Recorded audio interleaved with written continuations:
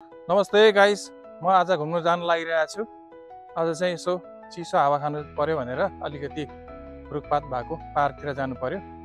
Queens garden भन्छ। अब त्यहाँ चाहिँ यसो घुम्न जानु पर्यो भनेर सोचिरहेको छु। यहाँहरू पनि आउनुहुन्छ, सँगै रहनु होला। घुमेको ठाउँहरू म देखाउने छु हजुरहरूलाई। एकदमै राम्रो ठाउँ छ अस्ट्रेलियाको। त्यस्तै हो। ल अब आइपुग्यो। अब ठक्कै गाडीबाट उत्रिसक्यौँ। अब चाहिँ यो पार्कबाट चाहिँ ठक्कसँगले अब हामी प्रवेश गर्दैछौँ साथीहरू। हेर्नुहोस् है, अब यसरी यहाँबाट लाग्ने हो। ल अब हामी अहिले चाहिँ यो ठक्कै गेटमा आयौँ। अब यहाँबाट चाहिँ हामी क्विन्स गार्डन जाने हो। अनि यहाँबाट छिर्दैछौँ हामीहरू साथीहरू। यो हेजमेज यो चाहिँ टक्कैसँगले बनाएको। घुम्दै यहाँ छिर्दैछौँ हामीहरू। यो चाहिँ अब यो झुप्पा पारेर उमारेको प्लान्ट रहेछ है, वनस्पति ठक्कै यो बनाएको। अनि यसको यो डिजाइन नै यस्तो छ कि वरिपरि यसरी घुम्ने हो छ्याक्कसँगले भित्र ठक्कै यसरी। कस्तो दामी छ है यो प्लान्ट नै। यसलाई हेजमेज भन्छ यसलाई। वा,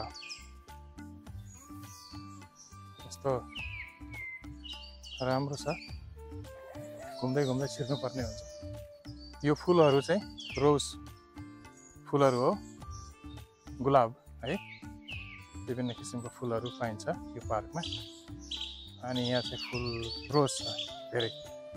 अरू वनस्पतिहरू पनि छ, तर यो चाहिँ यहाँ ठ्याक्कै फुलहरू धेरै रहेछ। यहाँको संरक्षित होला मजाले। यहाँ प्रत्यक्ष चौरी छेउमा कस्तो आनन्द हो। फुल बगैँचामा घुम्नै बहुत मजा आउँछ। बाफरे, लै फुलको मौसम। हेर्नुहोस् यो रोज फ्लावर कति राम्रो रहेछ।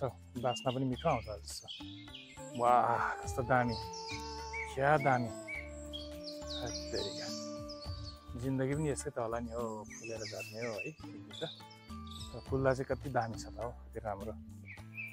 बाफ्रे यो कस्तो राम्रो है रोज फ्लावर। काँडा पनि छ अलिकति धेरै छ नि हो, काँडा अनि फुल पनि। अब यहाँबाट चाहिँ हुँदै जाने हो यसरी बाटो। यहाँ फिग ट्रीहरू भन्छ यो रुखहरू चाहिँ है, रुखको प्रजाति। यसको यो फिग ट्री भनेपछि चराले खान्छ के अरे। यसको दानाहरू चाहिँ धेरै, रुख पनि धेरै फैलिएको हुन्छ। अब त्यहाँपट्टि रुखै रुख छ। चराहरू पनि कराउँदैछ अलिक पर।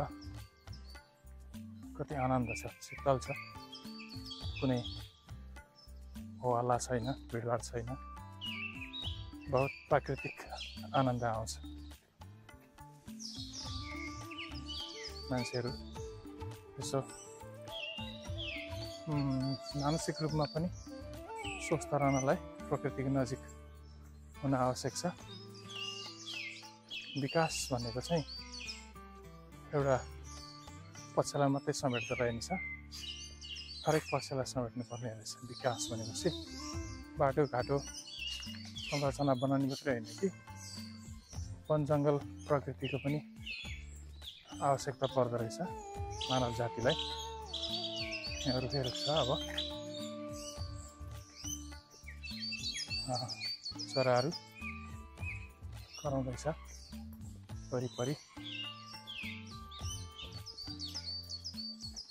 शीतल आइरहेछ, हावा चलिरहेछ। वरिपरि रुखहरू छन्।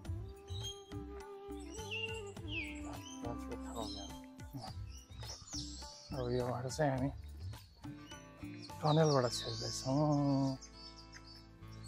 यो टनेल हो। यो टनेल जहाँ हामी छौँ यो क्विन्स गार्डन हो।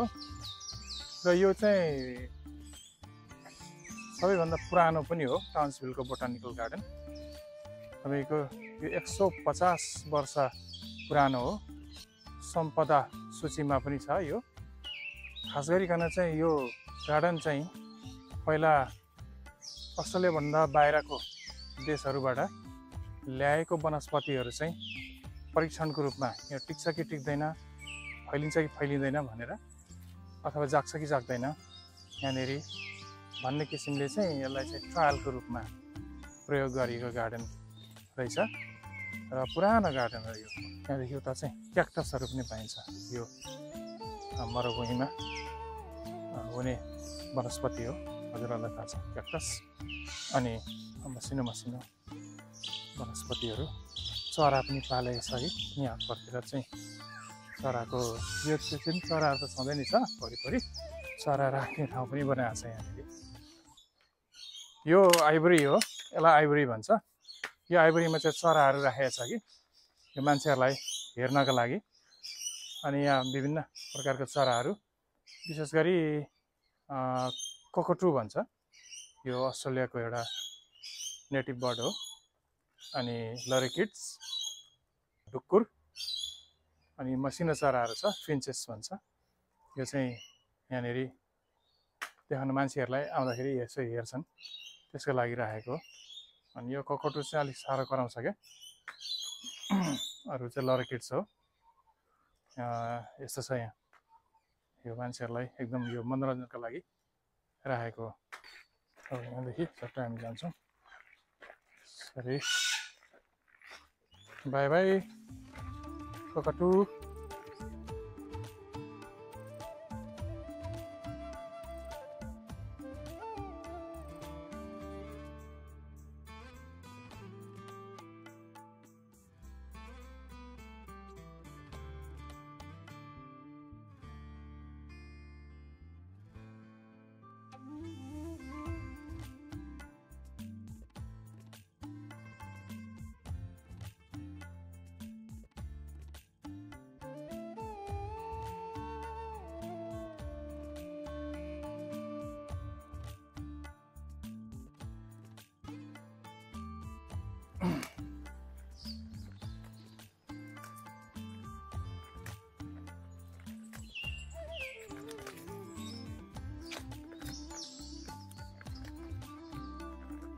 यो बाटो एक्लै हिँड्दैछ साथी हो।